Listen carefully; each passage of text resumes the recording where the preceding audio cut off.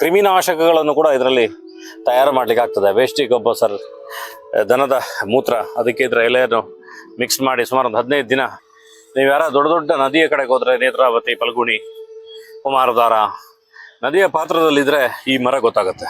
ತುಂಬ ಸಣ್ಣ ಸಣ್ಣದಾಗಿರುವಂಥ ಕಡಲೆ ಕಾಯಿಯ ರೀತಿಯ ಕಾಯಿಗಳನ್ನಾಗಿರುವಂಥದ್ದು ನೀವು ಕಾಣಬಹುದು.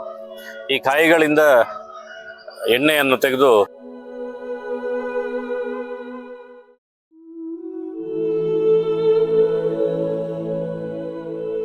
ಸಂಪೂರ್ಣ ಸಹಜ ಕೃಷಿ ಯೂಟ್ಯೂಬ್ ಚಾನಲ್ನ ಎಲ್ಲ ವೀಕ್ಷಕರಿಗೆ ನಮಸ್ಕಾರ. ನಾನು ಶಿವಪ್ರಸಾದ್ ಮಲೆಬೆಟ್ಟು. ನಮ್ಮ ಚಾನಲ್ನ ನೀವು ಹೊಸದಾಗಿ ನೋಡ್ತಾ ಇದ್ರೆ ನೀವು ಇನ್ನೊಂದಷ್ಟು ವಿಡಿಯೋಗಳನ್ನು ನೋಡ್ಬೋದು. ನಮ್ಮದ್ರಲ್ಲಿ ತುಂಬ ಎಪಿಸೋಡ್ಗಳು ಬರ್ತವೆ, ಕೃಷಿಗೆ ಸಂಬಂಧಿಸಿದ್ದು, ಕೈತೋಟಕ್ಕೆ ಸಂಬಂಧಿಸಿದ್ದು, ತರಕಾರಿ ಕೃಷಿಗೆ ಸಂಬಂಧಿಸಿದ್ದು, ಬೇರೆ ಬೇರೆ ರೀತಿಯ ಕೃಷಿಕರ ಬಗ್ಗೆ ಸಂಗತಿಗಳೆಲ್ಲವೂ ಕೂಡ ನಮ್ಮಲ್ಲಿ ಕಾಣ್ತದೆ. ನಾನು ಇವತ್ತು ಹೈದರಾಬಾದ್ಗೆ ಬಂದಿದ್ದೇನೆ, ಬೇರೆ ಯಾವುದೋ ಕೆಲಸದ ಮೇಲೆ. ಸುಮಾರು 20 ದಿನ ಹೈದರಾಬಾದಲ್ಲಿ ಇರ್ತೇನೆ. ಈ ಸಂದರ್ಭದಲ್ಲಿ ಒಂದು ಜಾಗದಲ್ಲಿ ಓಡಾಡುವಾಗ ನನಗೆ ಒಂದು 2 ಮರಗಳು ಕಾಣಿತ್ತು. ಕರ್ನಾಟಕದ ಎಲ್ಲ ಪ್ರದೇಶದಲ್ಲಿ ಇದಿರ್ತದೆ, ಆದರೆ ದಕ್ಷಿಣ ಕನ್ನಡ ಮತ್ತು ಉಡುಪಿ ಜಿಲ್ಲೆಯ ಕರಾವಳಿಯ ಜನರಿಗೆ ಇದು ಭಾರಿ ಹೊಸದಾಗಿರುವಂಥದ್ದು, ಇದರ ಪರಿಚಯ ಭಾರಿ ಕಡಿಮೆ ಇರುವಂಥದ್ದು. ಆದರೆ ಇದು ಉತ್ಪನ್ನಗಳು ಎಲ್ಲರಿಗೂ ಗೊತ್ತಿರ್ತದೆ. ನೀವು ಒಂದನೇದಾಗಿ ಕಹಿಬೇವಿನ ಹಿಂಡಿ ಬಗ್ಗೆ ಕೇಳಿರ್ತೀರಿ, ಕಹಿಬೇವಿನ ಎಣ್ಣೆ ಬಗ್ಗೆ ಕೇಳ್ತೀರಿ, ಕಹಿಬೇವಿನ ಸಾಬೂನ್ ಬಗ್ಗೆ ಕೇಳಿರ್ತೀರಿ. ಈ ರೀತಿ ಬೇರೆ ಬೇರೆ ರೀತಿಯ ವಸ್ತುಗಳನ್ನು ಅದರಿಂದ ಉಪಯೋಗ ಮಾಡ್ತಾರೆ. ಅದರ ಮರದ ಉಪಯೋಗ ಏನು, ನಾವು ಕೃಷಿಕರಾಗಿ ಹೇಗೆ ಅದರ ಮರದ ಉಪಯೋಗವನ್ನು ಮಾಡ್ಕೊಳ್ಬೋದು, ಅದೇ ರೀತಿ ಹೊಂಗೆ ಮರದ ಉಪಯೋಗವನ್ನು ಹೇಗೆ ಮಾಡ್ಕೊಳ್ಬೋದು ಅನ್ನೋಂಥ ತೋರಿಸೋದಕ್ಕೋಸ್ಕರ ಬಂದಿರುವಂಥದ್ದು.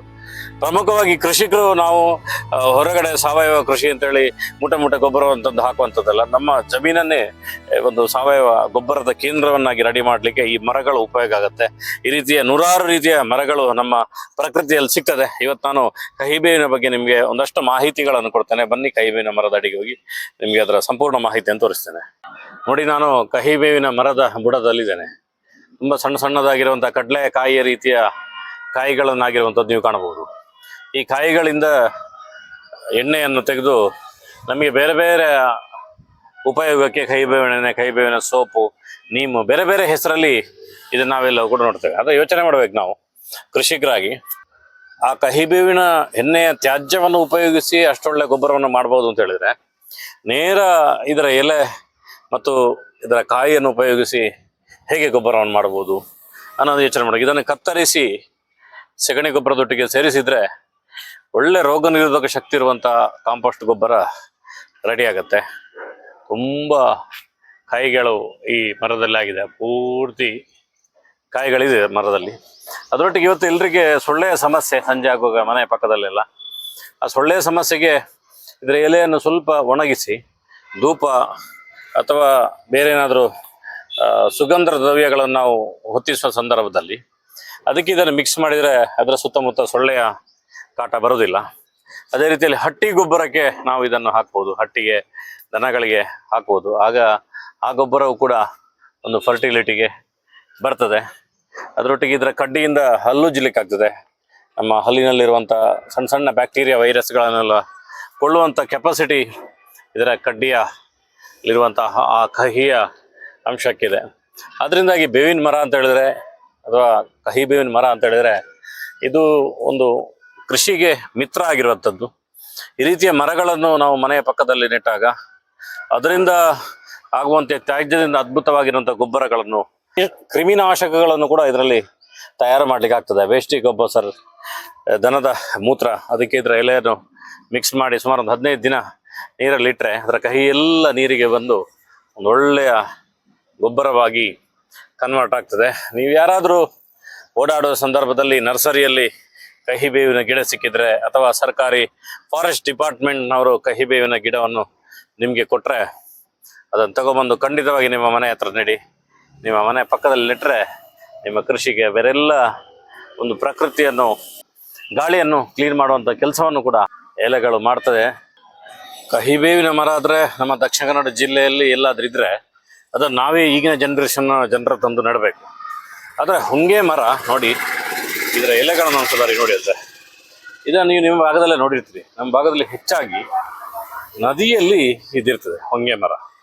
ನೀವು ಯಾರ ದೊಡ್ಡ ದೊಡ್ಡ ನದಿಯ ಕಡೆಗೆ ಹೋದರೆ, ನೇತ್ರಾವತಿ, ಫಲ್ಗುಣಿ, ಕುಮಾರಧಾರ ನದಿಯ ಪಾತ್ರದಲ್ಲಿದ್ದರೆ ಈ ಮರ ಗೊತ್ತಾಗುತ್ತೆ. ಇದರ ವಿಶೇಷತೆ ಏನಂದ್ರೆ, ಇದರ ನೆರಳು, ಹೊಂಗೆ ನೆರಳು ಅಂತ ಹೇಳ್ತಾರೆ. ಅಂದರೆ ಒಂದೇ ಒಂದು ಸೂರ್ಯನ ಕಿರಣಗಳನ್ನು ಕೂಡ ಭೂಮಿಗೆ ಬೀಳದಷ್ಟು ಇದು ಸಮೃದ್ಧವಾಗಿ ಬೆಳೀತದೆ. ಅದರೊಟ್ಟಿಗೆ ಭೂಮಿಯ ಜೈವಿಕ ಸತ್ವಗಳ ಬೆಳವಣಿಗೆಗೆ ಇದು ತುಂಬ ಪೂರಕ ಆಗಿರುವಂಥದ್ದು. ಮತ್ತು ತುಂಬ ಹಸಿರೆಲ್ಲ ಗೊಬ್ಬರವನ್ನು ಕೂಡ ಇದು ಕೊಡ್ತದೆ. ನೋಡಿ ಇದರ ಹೂಗಳು ನೋಡಿ ಹೇಗೆ ಆಗಿದೆ ಅನ್ನೋದು ಕಾಣ್ತದೆ. ಹೂಗಳೆಲ್ಲವೂ ಇದೆ. ಅದರೊಟ್ಟಿಗೆ ಅದರದ್ದೊಂದು ತಂಪು ಅಂದರೆ ಇಡೀ ಆ ಪ್ರದೇಶವನ್ನು ತಂಪು ಮಾಡಿರ್ತದೆ. ನೋಡಿ ಹೇಗೆ ಇಡೀ ಭೂಮಿ ಕವರ್ ಆಗಿದೆ.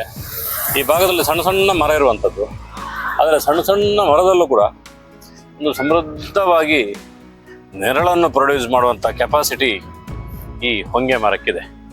ಇದು ಕಾಣುವಂಥದ್ದು ನಿಮಗೆ ಹೊಂಗೆಯ ಬೀಜ. ಇದು ಹೊಂಗೆಯ ಹೂ ಹೋಗಿ ಹೊಂಗೆಯ ಬೀಜ ಆಗಿರುವಂಥದ್ದು. ಈ ಹೊಂಗೆಯ ಬೀಜವನ್ನು ನಾನೊಂದಷ್ಟು ಇಲ್ಲಿಂದ ತಗೊಂಬಂದು ಊರಲ್ಲಿ ಹಾಕ್ತೇನೆ.